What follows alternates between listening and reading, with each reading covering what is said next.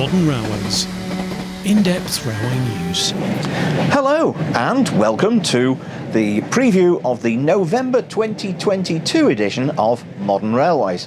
As you can see, I've selected a superly modern environment with nice deep springy comfy seats and so on, which is a bit of a giveaway, isn't it? It's not really that modern, okay, but I thought this would make a change rather than the usual office type thing. First up, we're going to be taking a look at the magazine as a whole, and there's the cover. And straight over to the editor, Philip Sherratt, going to tell us about the content. Philip, over to you. Thanks, Ian, and good to see you all once again. I think if we were collecting pounds every time someone said we were in challenging times, some of us would be getting very rich, which would be probably quite welcome to pay the energy bills at the moment. So I'm hoping that the November issue of Modern Railways will give you a bit of cheer.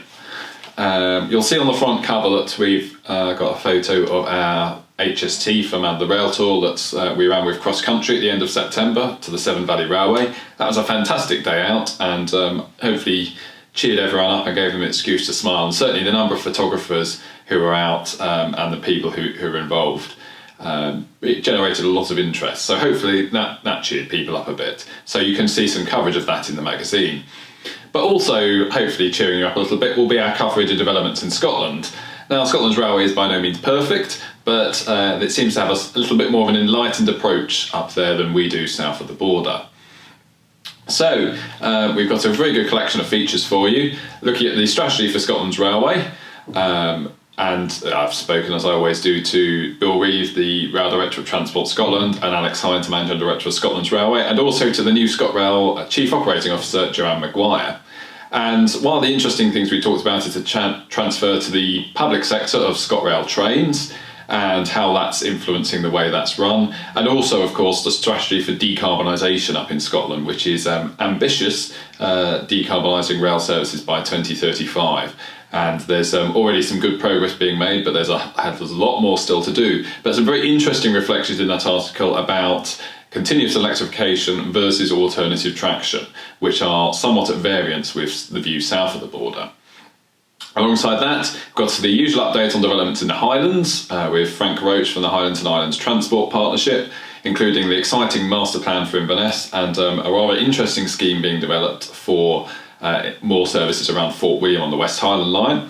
We've got a report on the Leavenmouth branch reopening. That's work in progress at the moment to reinstate the service along there by 2024. We've got an article about the successful delivery of a couple of projects of which are reopenings, Airdrie Bathgate and the Borders Railway. Peter Hoibeck, who's written for us before, thinks they're examples of projects well done that we can learn from, so he sets out what those lessons are. And we've got an update on the Edinburgh Trams project to complete the line out to Newhaven, and a few other bits and pieces as well. So a lot going on in Scotland for us to report on. We also got a report on the newest Anglo-Scottish operator, Lumo, which celebrates its first anniversary, and there's some stats which are going round, which you may well already have seen published, around how the London to Edinburgh market has switched from air to rail as a dominant mode if you compare this summer with summer of 2019. So we capture that and many other aspects of Lumo's first year of operation. Also, something that took place in September was Innertrans, the trade fair, for the first time in 4 years because of the pandemic.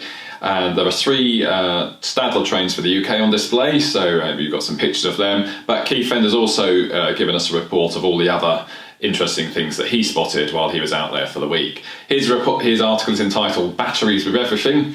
I think that's probably fairly self-explanatory. You can get a sense of that, but you can read the detail in the magazine. We've also got a detailed overview of South Eastern's new timetable, which is introduced in December, and this is very much a post-COVID version responding to the changed passenger numbers and patterns. So running a few fewer services, trying to run them more punctually. Might not all go down well with everyone, but certainly the intent seems right. We also had a new train launch onto the network. The West Midlands Trains Class 196s, the CAF DMUs are now in service. I went to travel on the press preview back just before we signed the issue off. So we've got a good report on that, the plans for those and the Class 730s. And of course our news updates bring you up to speed with all the developments with Avanti West Coast We look back to the efforts to provide transport over the period of mourning after the death of Her Majesty the Queen. And of course, we talk about rail reform and the progress or not with that. And now the deferral of the Transport Bill has been confirmed. It wasn't officially confirmed, but we were pretty sure it would be. Hence we included it anyway when we signed off the magazine. Roger has much more detail on that in his bit, which you'll hear from him separately about. So, a very busy time for us, lots going on. Do make sure you also take note of our Modern Railways Expo show, 22nd to 23rd November at Milton Keynes. It would be great to see you there to join us as we look to the future of Britain's railway. They've got lots of exciting stuff going on, the conference programme, Network Rail stands and workshops, and great networking opportunities, and as well as the exhibitions. So I do hope you'll join us for an exciting new venture. If the present doesn't give us cause for optimism, let's look to the future with some optimism. And I shall try to leave you on that cheery note as I hand back to Ian. Thank you, Philip. There. Now then, next, of course, we have our very own Captain Deltic, Roger Ford. As always, he's got loads of good stuff. And to tell you about it, here he is. Roger. Well, hello again, and welcome to the preview of what's in Informed Sources. This month's column focuses on two important things that aren't happening, which makes a change. The first of these is the rolling programme of electrification under the Traction Decarbonisation Network Strategy, TDNS for short as we know it. This assumed that to meet the net carbon zero by 2050, we would electrify 13,000 single-track kilometres of railway, the rest being covered by alternative fuels. We were warned by Chief Executive of Network Rail, Andrew Haynes, that this, of course, depended on the money being available after the various other railway enhancements in the Integrated Rail Plan and HS2. And he was right. At a conference in September, we were told that the Comprehensive Spending Review by the Treasury concluded that the rolling programme was unaffordable, other than the two schemes going ahead at the moment, the Midland Main Line and the Trans-Pennine Route upgrade. And as a result, the Great British Railways Transition Team is working on an alternative strategy. This assumes 5 phases, and the first phase includes current schemes, which would see 6,900 single-track kilometres electrified, but not until 2065-70.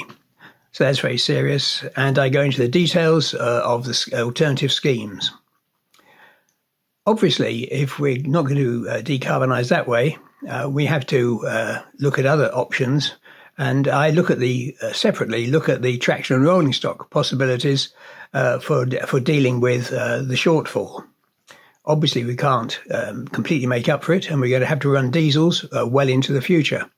But I have some thoughts on that and how we can maximise the benefits of what we've got through enhancements such as diesel hybrid, DMUs and so on. The second thing that's not happening is the legislation for the Great British Railways organisation. As you know, GBR, as we call it, is supposed to offer a single guiding mind and do all sorts of wonderful things when it comes into being. But to do those wonderful things, it really needs legislation. You may remember that earlier in the year, the then Transport Secretary Grant Shapps told us that it was essential that the bill for the Transport Act containing the powers for GBR, it was essential that it was in the current parliamentary session. And we wondered what was happening, and now we know it isn't. So it's obviously slipping back. How much it slips back, we don't know, but my guess is that it might get into the next session, i.e. September 2023, and it's unlikely then that we will get GBR much before 2025, and of course January 2025 is the last day for the election. What else isn't happening? Well, TOCs, or train operators, are leaving franchises. Well, of course, they're not franchises anymore. They're various forms of contracts that they've got since pandemic. And the most high profile of these is that Abellio, Netherlands Railways, is pulling out of the UK market. A management buyout of the Abello businesses in the UK is taking over, and I provide a financial analysis of this, which shows that NS will be continuing to pay and support things such as the parent company support and the various deeds and bonds in the event of it going pear-shaped. The second issue with the train operators is Avanti, where once again I look at that, and DfT has given them 6 months, an extended 6 months contract to sort things out and get them right. And of course, if that doesn't happen by the 1st of April next year, the operator of last resort will be called in. And the final issue for the train operating companies is that Serco has lost Caledonian Sleeper. They had the chance to put in a revised offer for a franchise which had been loss-making since they took it on, and to Transport Scotland, and it was considered not economic. So Transport Scotland is taking the franchise back.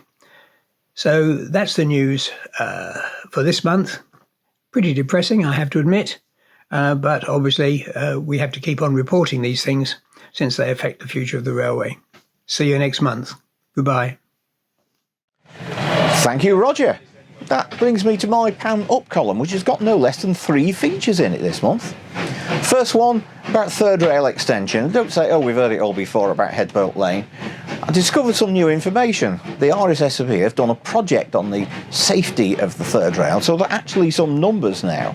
So, do these numbers support the ORR's ban on third rail, or do they not? Read the edition and you'll find out, although you can probably guess what the answer is, can't you?